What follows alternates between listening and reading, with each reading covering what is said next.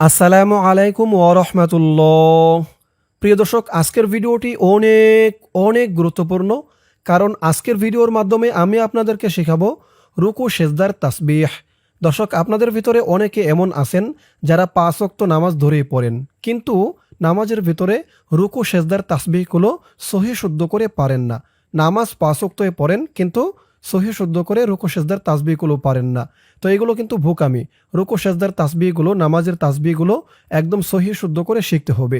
তো আজকের ভিডিওটি যদি আপনি সম্পূর্ণ মনোযোগ সহকারে দেখেন, ইনশাআল্লাহ একদম সহি শুদ্ধ করে রুকু সেজদা এবং ২ সেজদার মাঝখানে ও আরও বিভিন্ন তাসবিহগুলো একদম সহি শুদ্ধ করে শিখে নিতে পারবেন।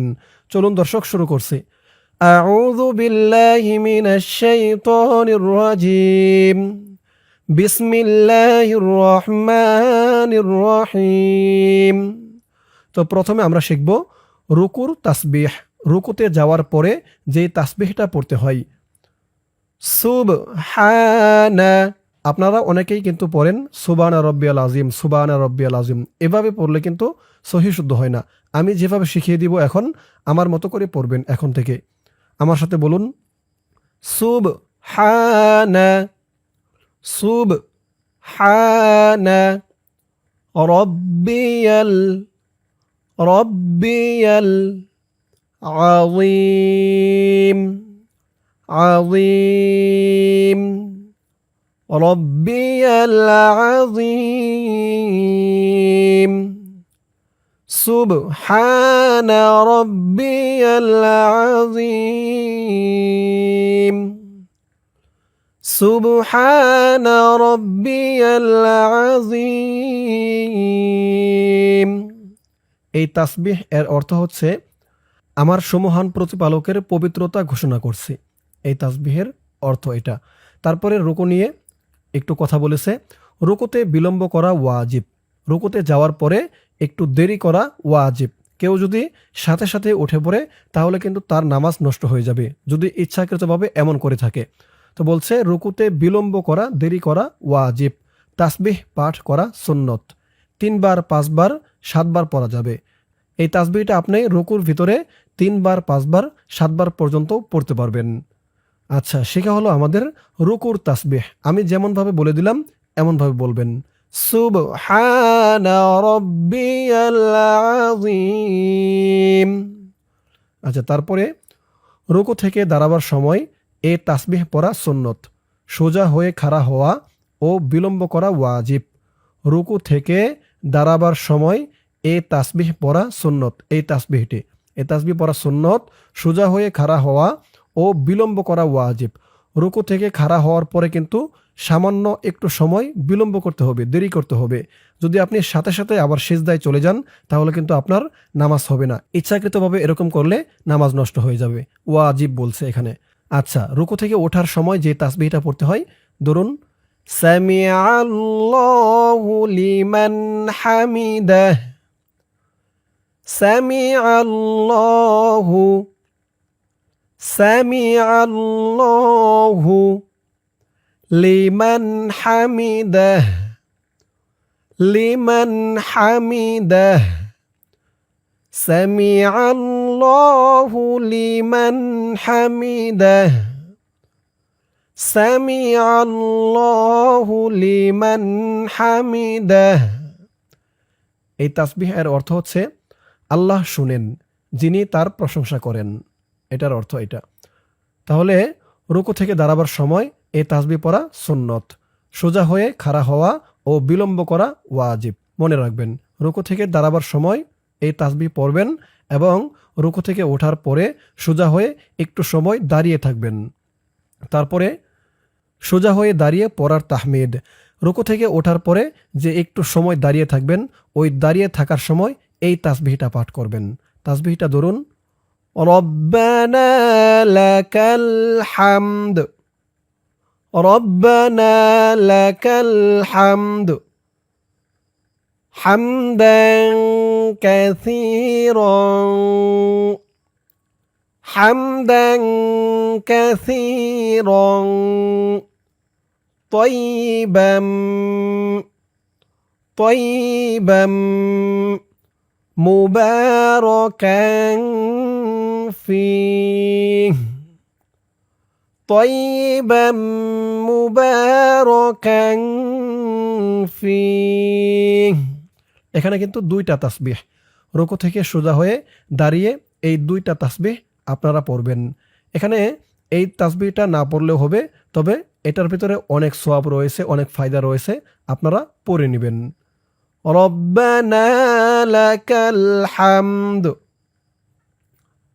হামদান কাসীরান তাইয়িবান মুবারাকান ফীহ আমার সাথে বলুন রব্বানা লাকাল হামদ হামদান কাসীরান তাইয়িবান মুবারাকান ফীহ তাহলে এই দুইটি তাসবিহ রুকু থেকে সোজা হয়ে দাঁড়িয়ে পড়বেন এই দুইটি তাসবিহের অর্থ হচ্ছে হে আমাদের প্রতিপালক সমস্ত প্রশংসা আপনার জন্যে অধিক প্রশংসা পবিত্রতা বরকত এই নামের এর মধ্যে রয়েছে এই দুইটি তাসবিহের অর্থ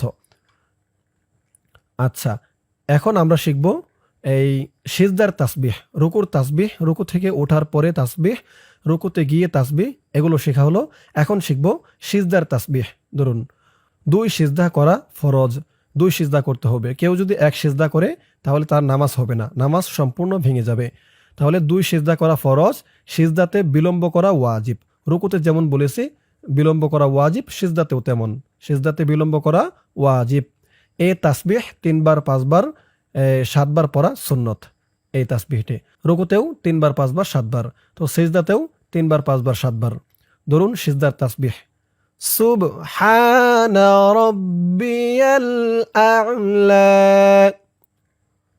সুবহানা রাব্বিয়াল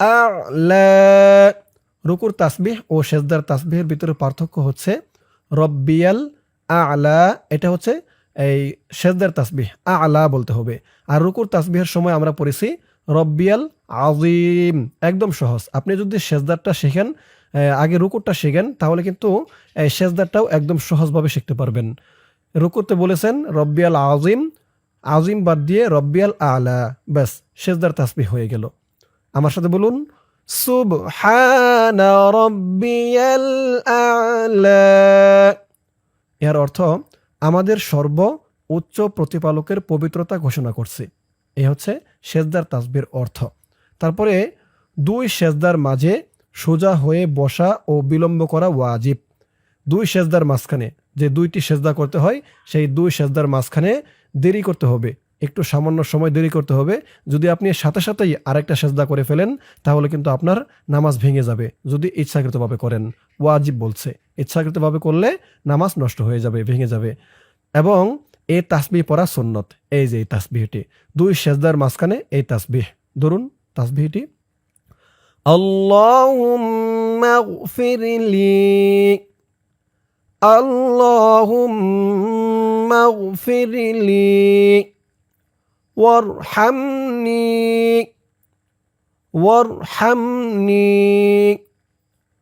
আল্লাহুম্মা গফিরলি ওয়ারহামনি واهدني وارزقني